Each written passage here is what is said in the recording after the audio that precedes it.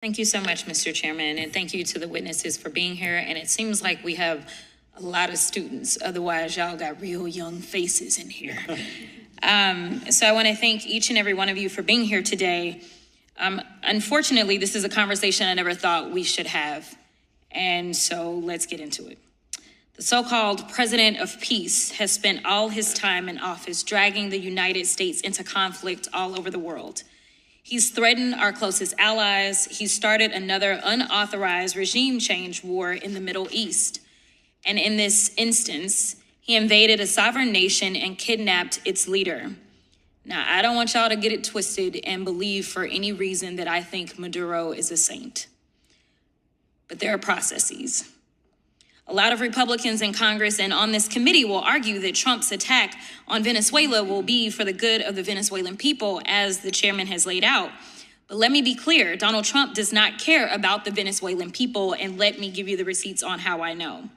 He said that Venezuelans were invading the United States. He terminated the protected status of more than 350,000 Venezuelans. He deported Venezuelans to El Salvador's terrorist prison, even though many of them had no criminal record. So this was never about helping the Venezuelan people. Donald Trump does not care about Venezuelans at all. To be clear, there is no legal basis for the United States government to invade a sovereign country and kidnap its leader. There is no legal basis for recklessly bombing people who pose no immediate threat to the United States. And the exact language that I believe the chairman used was that this was a precise operation. I don't know if his definition of precise includes the fact that there were at least 40 civilians killed in this operation in Venezuela, and there was a total of 83 persons that were killed during this invasion. But Donald Trump's unlawful... The speaker directly challenges the official justification for the military operation. By presenting DEA evidence, she argues that the administration's claims about drug smuggling are factually incorrect, suggesting that the mission was built on a misleading narrative. Trump's unlawful military action in Venezuela was never about stopping illicit drugs from entering the United States. According to the DEA's National Drug Threat Assessment, Venezuela has little to no role in smuggling illicit fentanyl into the United States. In fact, DEA has never listed Venezuela as a fentanyl source or transit country. Coast Guard and military data do not show any fentanyl coming from Venezuelan-linked maritime routes. It's interesting because the last thing that I remember hearing about is that the president decided not to consult with Congress before going into Venezuela, but to consult with oil corporate executives. I'll just put that out there. And Donald Trump, he also pardoned former Honduran President Juan Hernandez, who was found guilty in a court of law in these United States of trafficking more than 400 tons of cocaine into the United States, which is double the amount of cocaine that Trump's own State Department estimates was trafficked through the entire country of Venezuela.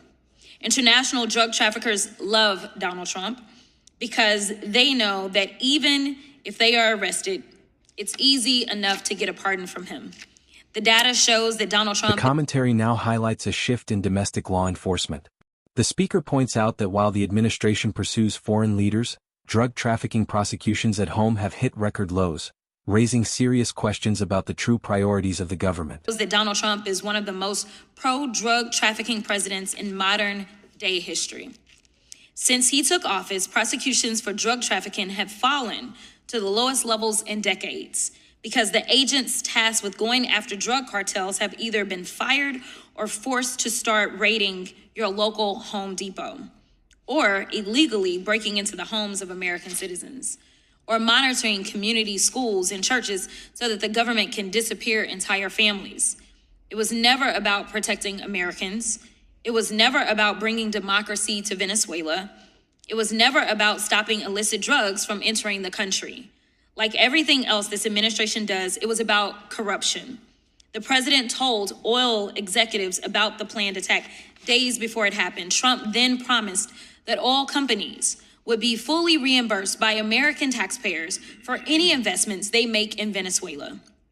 And once the president illegally took control over Venezuela's oil reserves, the first sale went to the company of a man who donated $6 million to Trump's campaign.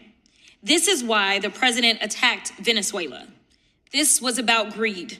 This was about controlling their oil so that the oil executives who donated to his campaign could make even more money.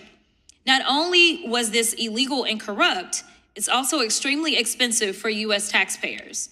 The operation to capture Maduro cost taxpayers at least $3 billion. And it is now costing taxpayers hundreds of millions of dollars to maintain the oil tankers that the United States government has seized. And as the focus turns to the heavy financial and human toll of the intervention. The speaker emphasizes that American taxpayers are footing a multi-billion-dollar bill for oil control, while U.S. service members face the consequences of an erratic foreign policy.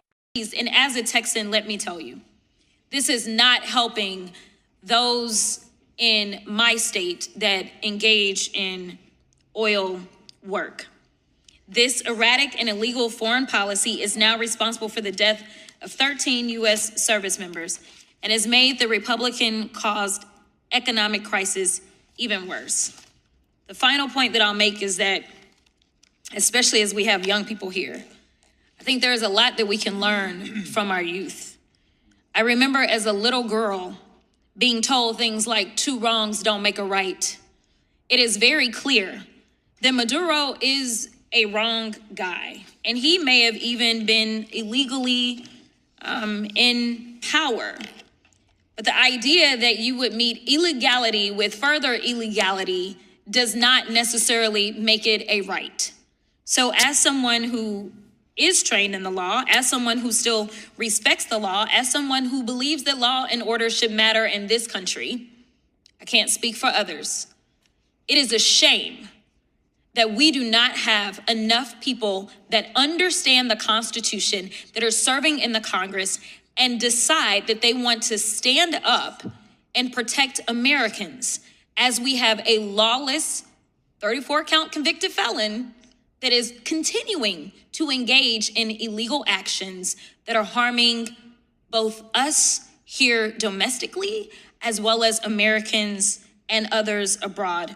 With that, I will yield. In her closing statement, the speaker calls for a return to constitutional law and order. She concludes that illegal actions by the government cannot be justified as a solution to foreign problems, leaving a final plea for accountability and legal integrity.